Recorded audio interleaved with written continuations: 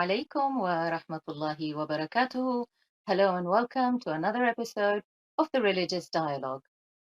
In today's episode, we will inshallah discuss the concept of happiness and what does it mean from an Islamic perspective, as well as what are the key factors in achieving true happiness. Joining me for the discussion today, we have with us two scholars, Hujjatul Islam wal Muslimin, Samahat Syed Mohammad Razavi. Salamun alaikum, Syed, and welcome to the program today. Waalaikum assalam wa rahmatullahi wa barakatuh, and salam to our beloved friend Shaykh Ibrahim Kazerooni. To extend my greeting to all the listeners, to yourself, sister, the producers, and to my dear old friend Maulana Razavi. Well, let's start the discussion with the first question to yourself. Of course, to understand the concept of happiness in Islam, first of all, we need to define what happiness is. It's something that everybody is chasing and is after, just like freedom. These are terms that everybody is seeking, but nobody seems to be able to gain this true state of happiness. How do we define happiness to start off with? What is happiness that we are all chasing? Bismillah ar-Rahman ar-Rahim. Alhamdulillahi Rabbil Alameen. والصلاة والسلام على سيدنا ونبينا محمد وعلى آله الطيبين الطاهرين المعصومين المنتجبين اللهم صل على محمد وعلى محمد. You are absolutely right, sister, when you said happiness is among those concepts that people search or something that people seek, but very difficult to define. Happiness has been, as a concept, part of the human life right from the beginning of probably human creation. People have always searched for a lifestyle that leads to happiness, whether it is external, material, or internal or spiritual. The problem is how to define it. If somebody poses a question and brings some kind of a representative sample from different cultures of people around the world and puts a piece of paper in front of them and says, can you fill up or fill in the gap of this question after this question? I am happy because ... And complete the sentence. We will have a huge number of answers, whether matters of wealth, health, sensual pleasures, satisfactory human relationship, attainment of knowledge, performance of good, and the list goes on. So that clearly indicates that it is very hard to define, but there is something within it that if we were to ask for this happiness, these views that are coming out rests on particular cultural worldview of what that emotional stage that they want, state that they want to be in, are searching for. So every culture, every group or society, they have their own, or worldview that they have their own worldview, and naturally they define happiness according to that worldview. Even if we go back to Greek philosophy, we see that this debate still existed at the time. Plato has a little bit of comments in the Republic, and Aristotle in in his work on ethics, etc. So they all have talked about the concept of happiness in society, and other Greek philosophers. So it is very hard to define, but what we can say that happiness is an emotional state that characterized by feeling of joy, satisfaction, contentment, and fulfillment, which is positive feeling. That's the overall kind of definition that I can give.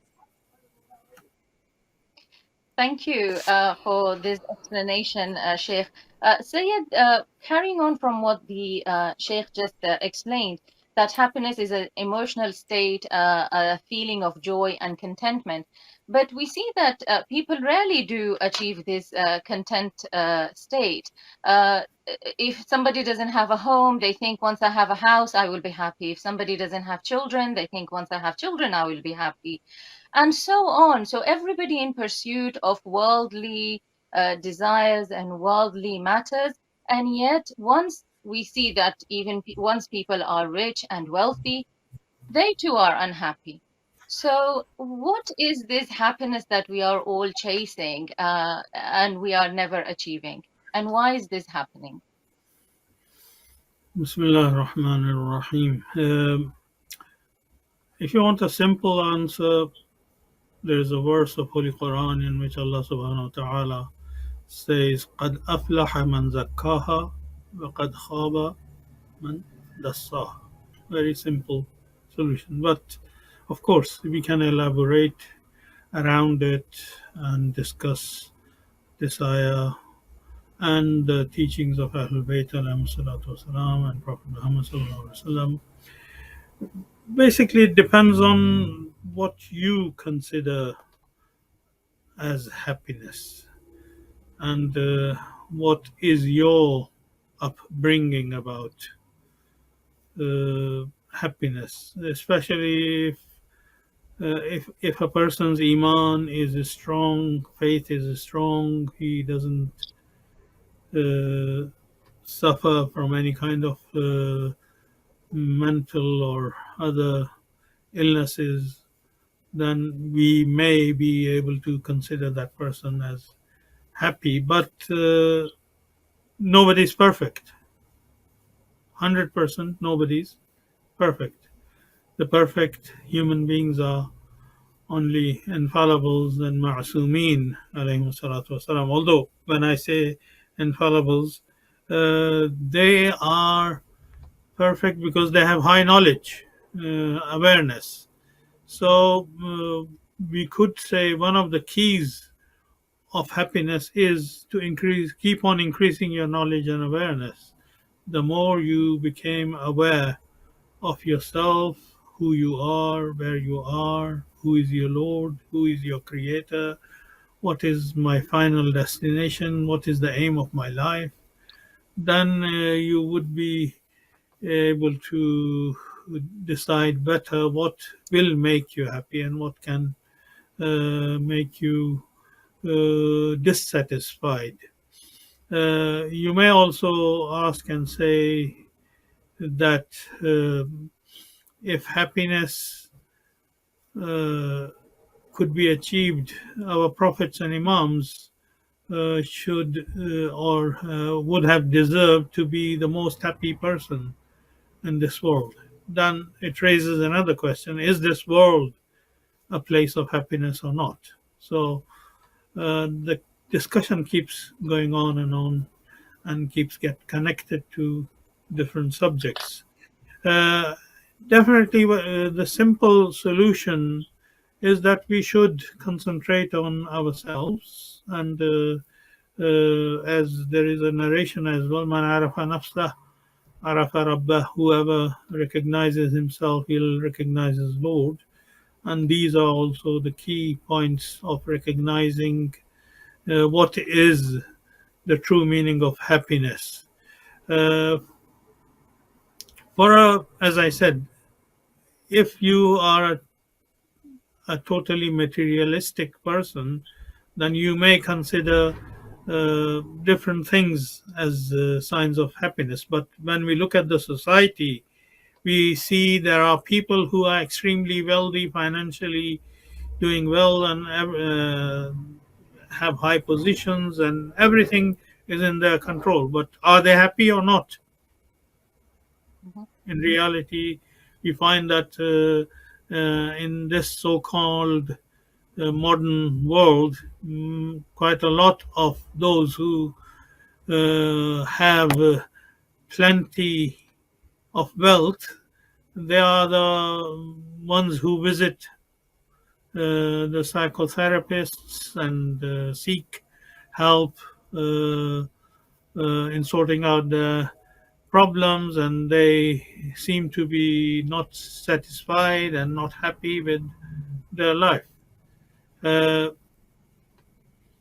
so we have to look uh, at every single individual. Of course, we have to aim for an ideal society. An ideal society's example has been given by Ahlebait wasalam and their teachings, and what Allah subhanahu wa ta'ala has taught us. And the verse I already quoted, the successful person is the one who knows how to purify himself and is able to avoid the wrongdoings and sort out the problems of his life or her life in this world in a way that he doesn't lose anything in the akhirah as well. Sure. So the following question then from what you said, Syed, Can I you just mentioned can I this follow up world. a little bit with the point raised by Maulana here? It Sure. is going back to your question, sister, that you said people have, there are different types of people that have material wealth, position, and everything else, and they are not happy. That is precisely why in Islam and Islamic worldview, Islam searches or concerned with what we call enduring happiness, not and for the talking about everlasting happiness, Islam divides the world into the exterior material life that we talk about on a regular basis, and the spiritual and the hereafter.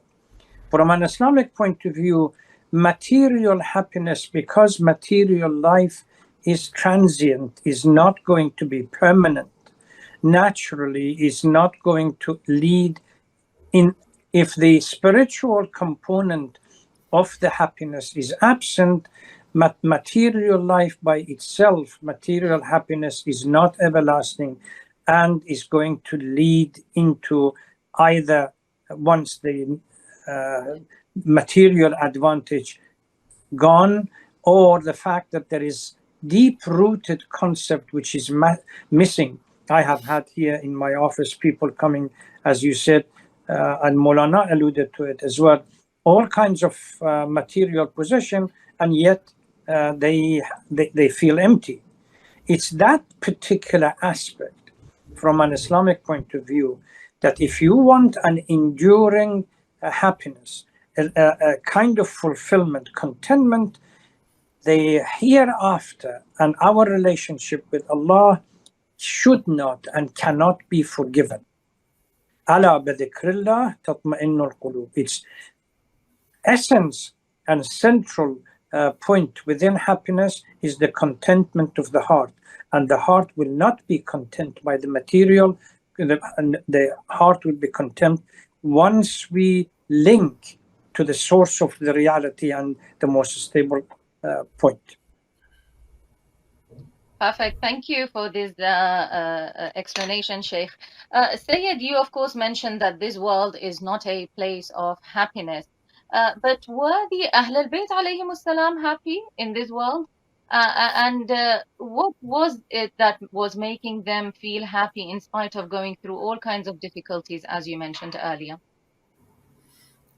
If we look at from their point of view, they were aware of everything, in and out of everything in this world and what will happen in the world hereafter.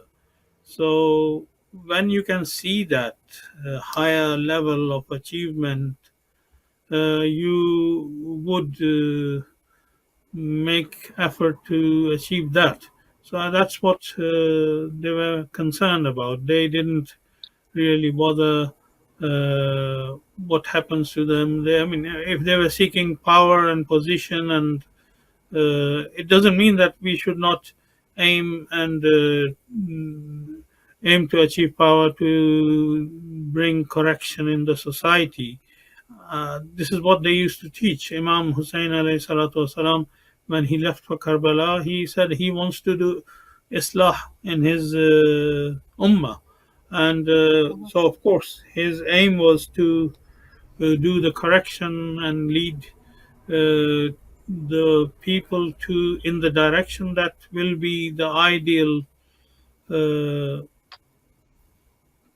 So my question direction. here also is, the Sheikh just mentioned that Islam differentiates between exterior material happiness and the spiritual happiness that is gained through the connection with Allah subhanahu wa ta'ala and his remembrance. But does Islam accept the worldly happiness as an ultimate goal? So if people are chasing this dunya, is that accepted as an ultimate goal? Or is there a deeper meaning that Islam gives to attaining happiness, Sayyid?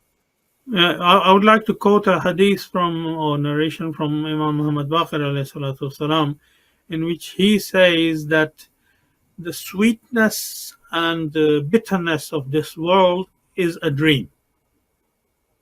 Sweetness, to seek the sweetness and bitter of this world is dream. And the real awareness is when you become aware of akhirah, that there is an akhirah, and that is what will make you happy eternally. So this should be one of the aims of us in this world.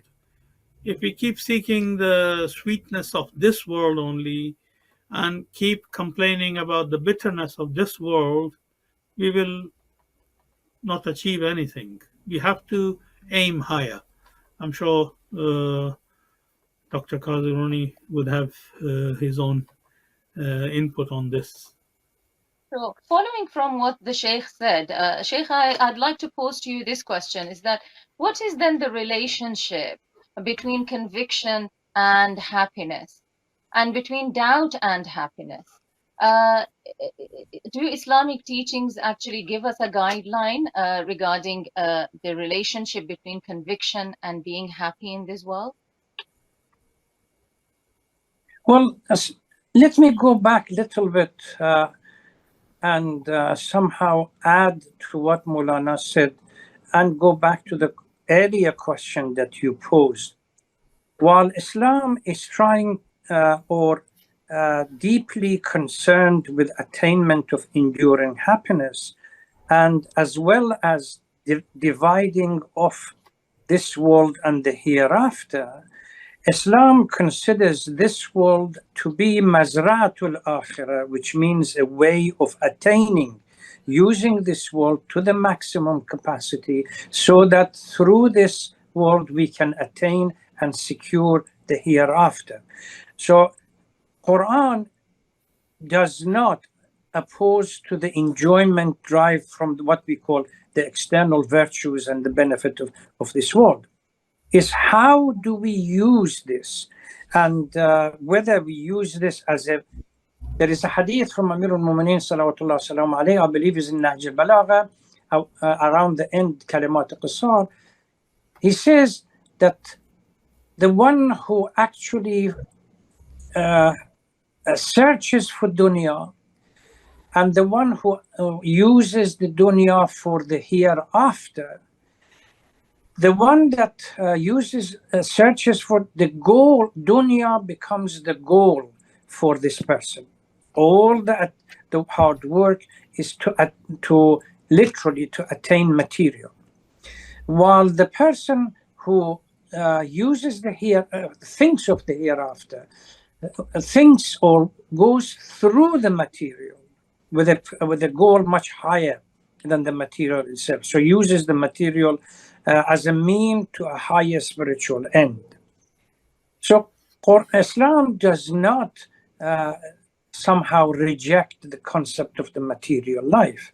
Is how do we spend the material life in the within the context, the metaphor of Mazra'ah? How do we spend the material life? Do we spend it for the hereafter?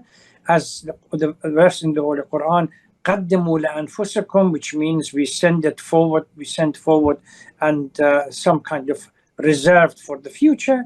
or it becomes the goal in itself.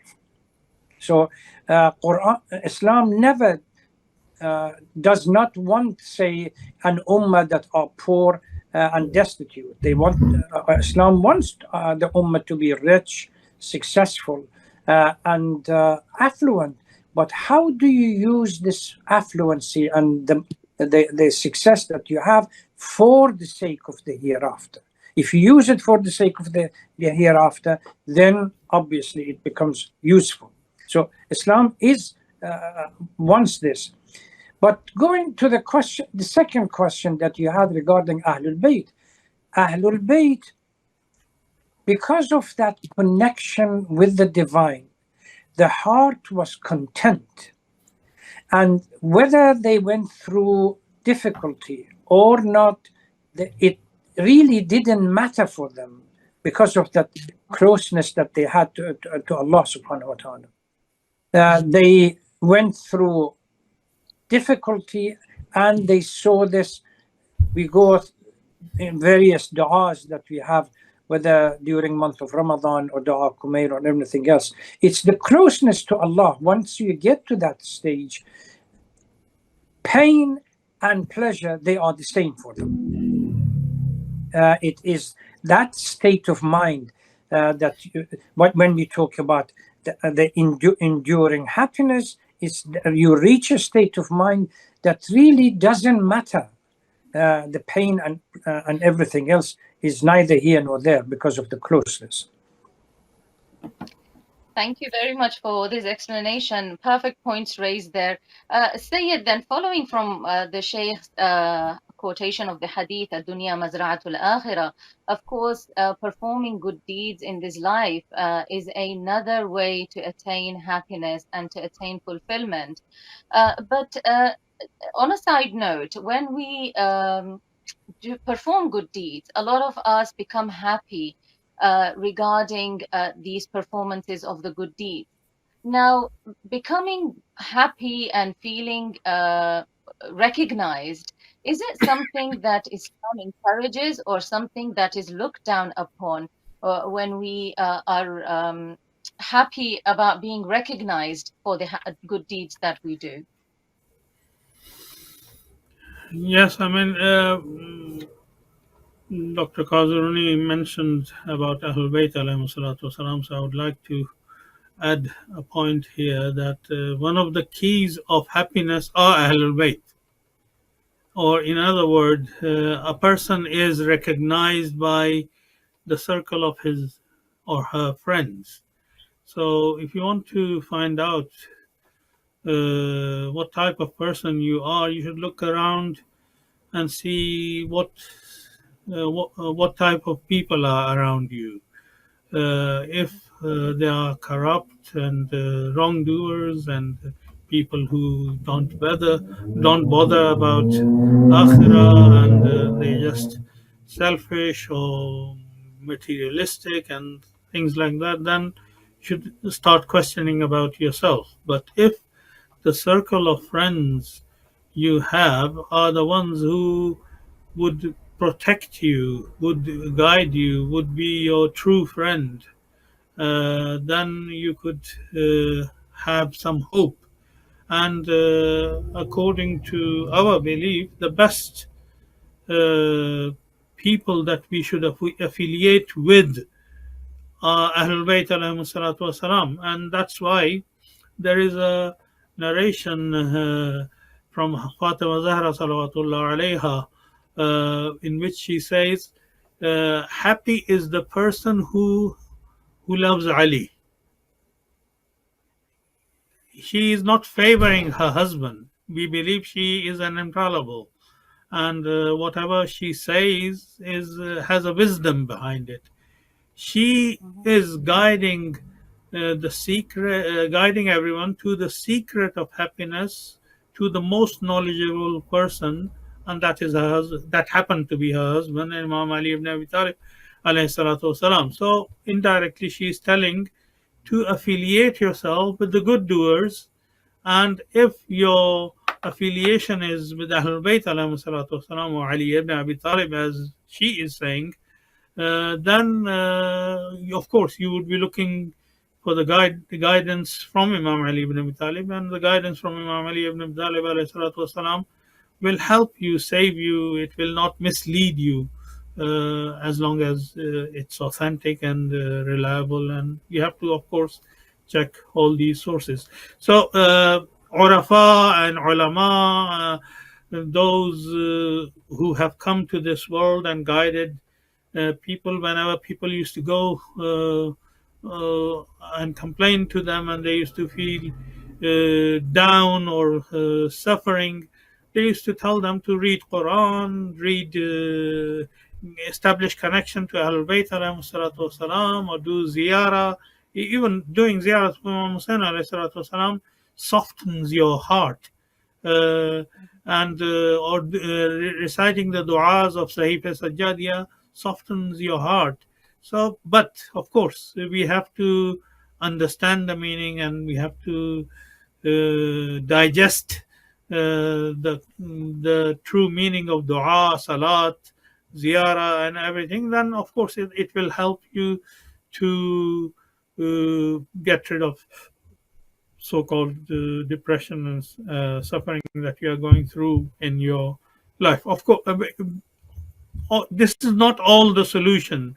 Imams and Ahlul Bayt alayhi salatu wasalam did not stop us from seeking professional help and professional advice. For example, if you know somebody has reached to the point that they need to have a professional advice, like a psychotherapist or psychologist or counselor or something who is professional, who knows how to professionally deal with such an issue, of course we should direct them, but at the same time we can advise them to follow these instructions to bring them closer to what they are missing in their life. So then, Shaykh, does being satisfied and content with Allah's decree and what Allah provides for us and what He allots for us has anything to do with happiness in the traditions of Ahlul Bayt alayhimus salam? Yes, because we have a hadith, qana'a, contentment, and being happy with one has. Al-qana'atu kanzun la yufna. It's a treasure that never ends. Unfortunately, opposite that, the greed and everything else that material life brings to it, and we become, as Imam Hussain salawatullah salam alayhi said, "An-nasu abidu dunya wa dinu la'iqun ala al-sinatihim," that we become servant to the material glamour that we have around. Qana'a, greed, and everything else that stand in opposition to qana'a never ends. Many years ago, when I was in Iran, there was a cartoon kind of magazine called Tawfiq. And this magazine was full of cartoons. It was during the Shah's period, and then the Shah closed it down because they began to draw these cartoons depicting the whole upper echelon of the political establishment in Iran in a bad manner. But there was one thing that kind of relates to our conversation. When you are walking, you desire a bicycle. You have the bicycle, you desire a motorcycle. You have the motorcycle, you desire a car. You have the car, you desire a faster car. And eventually you desire a helicopter or a plane or something. Greed and hirs, that desire, materialistic desire, never ends. Because it never ends, we are never content. I have a small house, I desire a bigger house. I have a bigger house, I desire a bigger house. I go once a year to a holiday, for a holiday, I desire twice a year, and etc., etc., etc. But al-qana'a, being content to what Allah subhanahu wa ta'ala has provided for us, while we are struggling to do good deeds and establish a stronger relationship with Allah subhanahu wa ta'ala. If we go, for example, to Quran, there are two, in one surah that I remember, Surah Al-Hud, there are twice in literally 3 or 4 ayah, 105 and 108, about 3 ayah, that Allah subhanahu wa ta'ala talks about Sa'id and Shaqi, happy or successful, and wretched. And Yawma Ya'ti, the day will come where people will not have the right to speak. فَمِنْهُمْ شَقِيٌّ وَسَعِيدٌ. Out of these people, some are wretched and some are blessed and happy. In another, the same ayah that comes later, وَأَمَّا الَّذِينَ سُعِدُوا. These are the people that happy and successful. فَفِي الْجَنَّةِ خَالِدِينَ. Now we go to another part in Surah Al-Imran, Surah Al-Baqarah. Allah subhanahu wa ta'ala lays down the condition, or at least broadly speaking, what makes somebody happy and ultimately successful on the Day of Judgment. And give good tidings to those who believe and perform righteous, faith, and perform righteous deed, that there shall be garden underneath which rivers run. So this idea of success in the hereafter, we are being reminded, because of the transience of this life, what matters in the hereafter. And there is another verse that says, فَمَنْ زُحْزِحَ عَنِ النَّارِ وَأُدْخِلَ الْجَنَّةِ فَقَدْ فَازَ. If you want to have a criteria or a framework by which you judge who is successful, who is not, and naturally who is happy, who is not, ultimately is whether we or one succeeds in avoiding the punishment or doesn't. And the kind of things that we do in this life, which is part of the ethical, Maulana mentioned about Ulema Akhlaq, Ulema Irfan, and so on. They all talk to us that this life is transient. Because it's a transient life, attachment to this transient life brings nothing but discontent, which does not bring the happiness that we are looking for. And if we want to succeed, we really need to think hard about how we organize our life in the hereafter. And that's the notion, whether, as Maulana said, is tazkiyah or sayr and suluk and urafa, and the whole journey that we have to go through, that ultimately we secure the hereafter. So these are the kind of things for the contentment. From an Islamic worldview,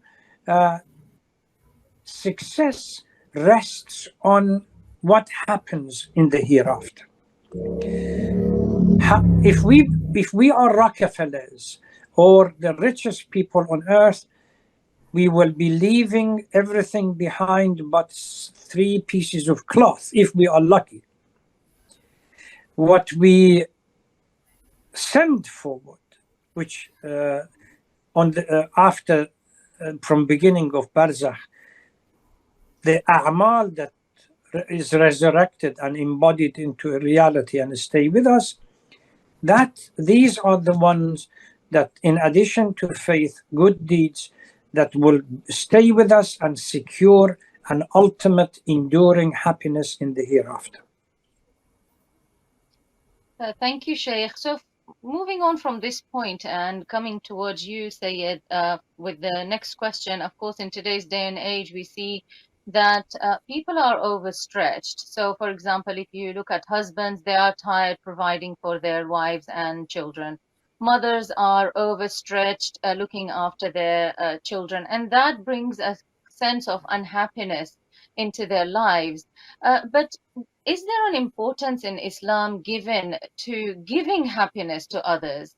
And what are the rewards associated with it, Sayyid?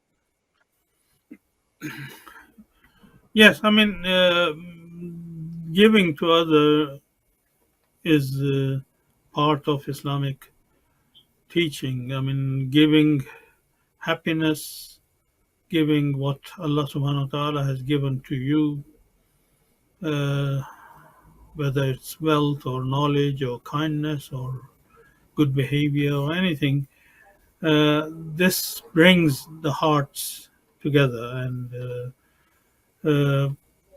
and of course, in the teachings of Islam, we should start this by the highest level, uh, and that is to give our love to Ahlebait alayhim salatu wasalam, give our love to the highest of the highest people who deserve our love, and this giving love to them will guide us to the right path and keep us to the right on the right path as well. And this is not we are claiming, or this is not what Ahlul Bayt alayhim salatu wasalam are claiming. Allah subhanahu wa ta'ala himself in Holy Quran says, قُلْ لَا أَسْأَلُكُمْ عَلَيْهِ أَجْرًا إِلَّا الْمَوَدَّةَ فِي الْقُرْبَى. That love of Ahlul Bayt alayhim salatu wasalam is demanded by Allah subhanahu wa ta'ala, and there is a reason behind it, and because these are the best of the examples of the creation, and if we affiliate ourselves to them and if we express our love to them, love has a reaction as well, and that reaction will sort our lives out as well. So it's a two-sided love. And at the same time, we should keep in our mind other verses of Holy Quran where Allah subhanahu wa ta'ala says, وَمَا الْحَيَاةُ الدُّنْيَا إِلَّا لَعْبٌ وَلَهِبٌ إِلَّا لَعْبٌ وَلَهْبٌ وَالدَّارُ الْآخِرَةُ خَيْرٌ لِلَّذِينَ يَتَّقُونَ أَفَلَا تَعْقِلُونَ. So these are the verses which clearly shows the path, our path in this world, which will lead to eternal happiness in the world hereafter. We are not saying that don't be happy in this world. Try to be happy by not harming someone else, and by passing on the happiness that Allah subhanahu wa ta'ala has given it to you to others as well, and start from yourself. Be kind to yourself, be kind to your relatives and people who are around you. Be kind to the most deserving people in the society, whether they are poor and needy and those who are suffering, or the highest of the highest in the society, like Ahlul Bayt alayhim salatu wasalam. So we should affiliate and attach ourselves to these people, then it will change our own life as well. So the world, our worldly life is interconnected to each other, interconnected to the creations of Allah subhanahu wa ta'ala, interconnected to human beings and even the animals and other things that are around us. For example, there is a narration that don't walk on earth arrogantly. And there is another narration, even earth will complain on the day of judgment that you mistreated the creation of Allah subhanahu wa ta'ala. So kindness should be towards creation of Allah subhanahu wa ta'ala, whether they are human being or any other creation of Allah subhanahu wa ta'ala.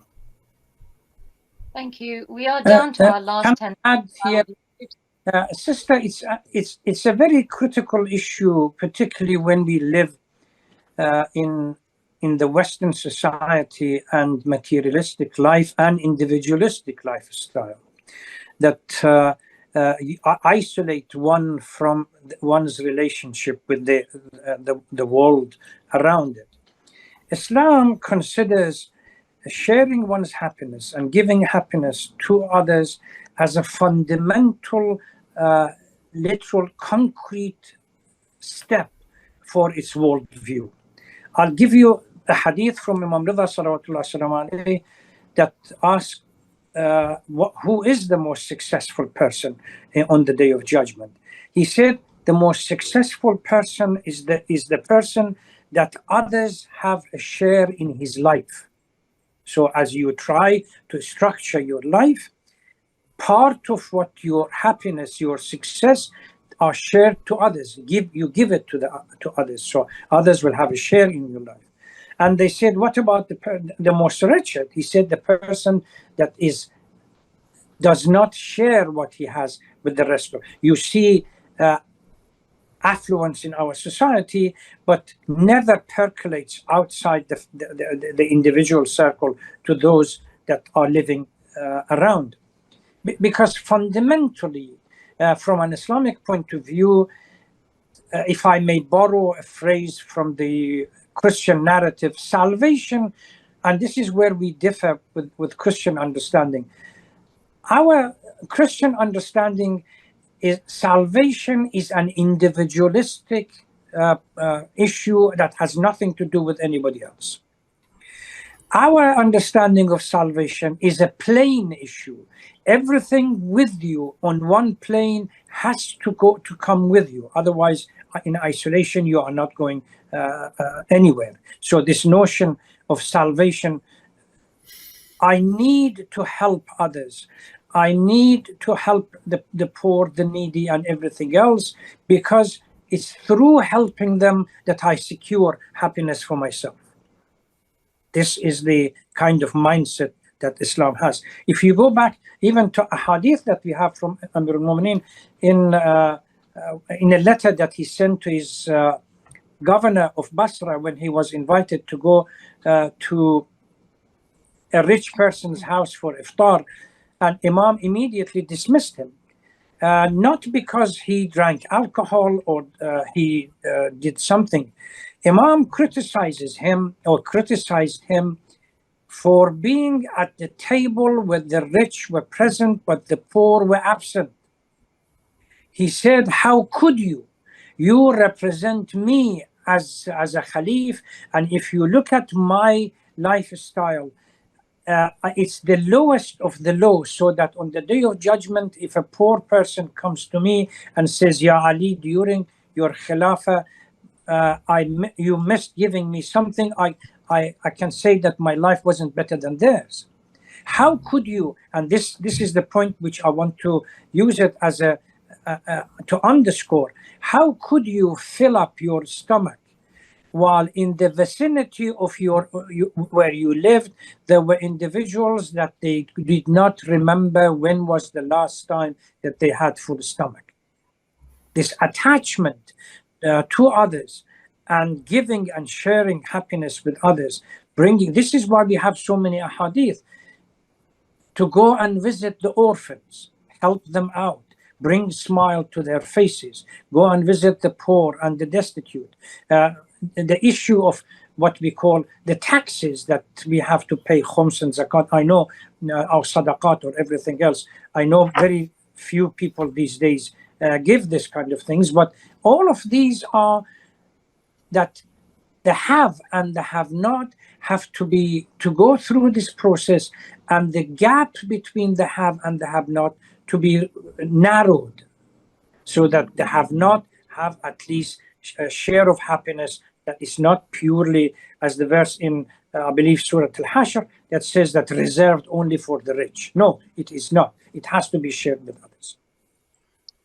Thank you, Sheikh, for explaining the role and the concept of social justice in relation to achieving worldly happiness very eloquently there.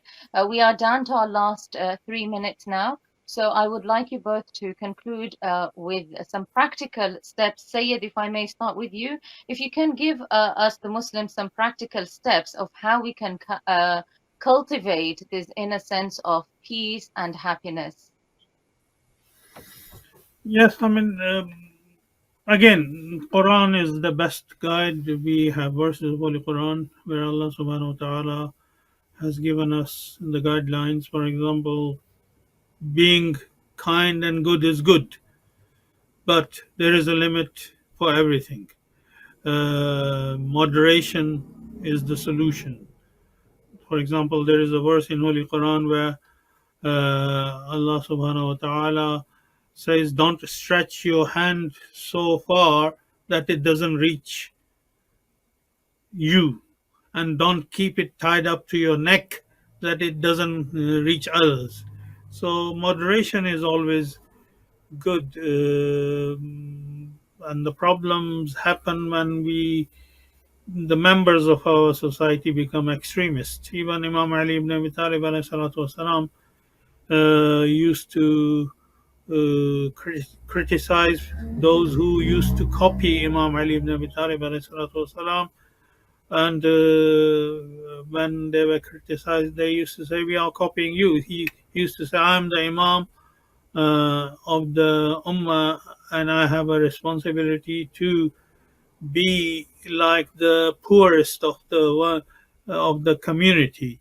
But you, as a member of the society, leaving the society and spending all your time in worship. Worship is good, but this person or this companion used to spend all his time in worship and ignore his family, wife, and business and everything and friends.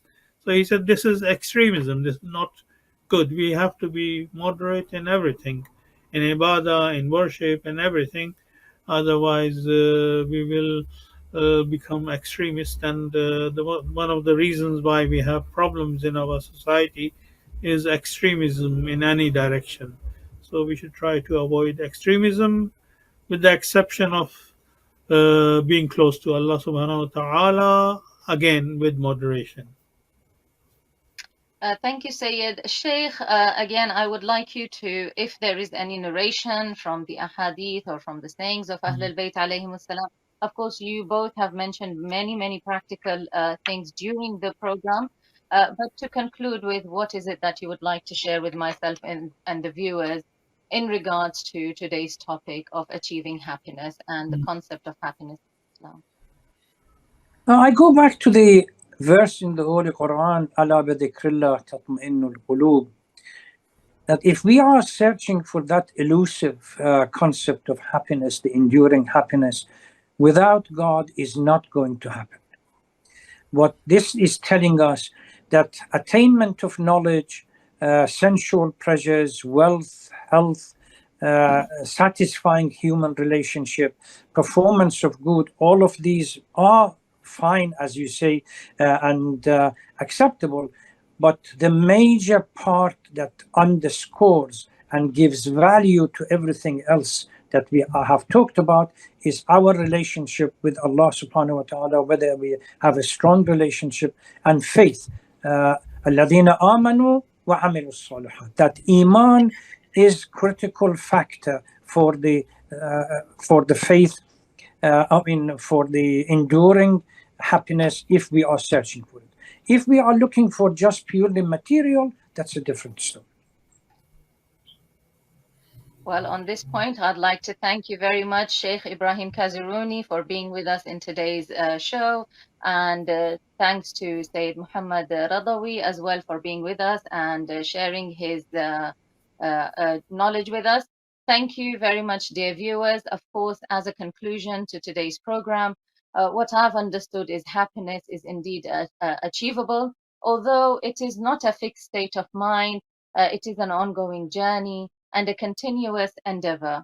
It is deeply rooted in one's internal state, in one's spiritual development and alignment with divine purpose. Thank you for being with us. Join us again next week for another episode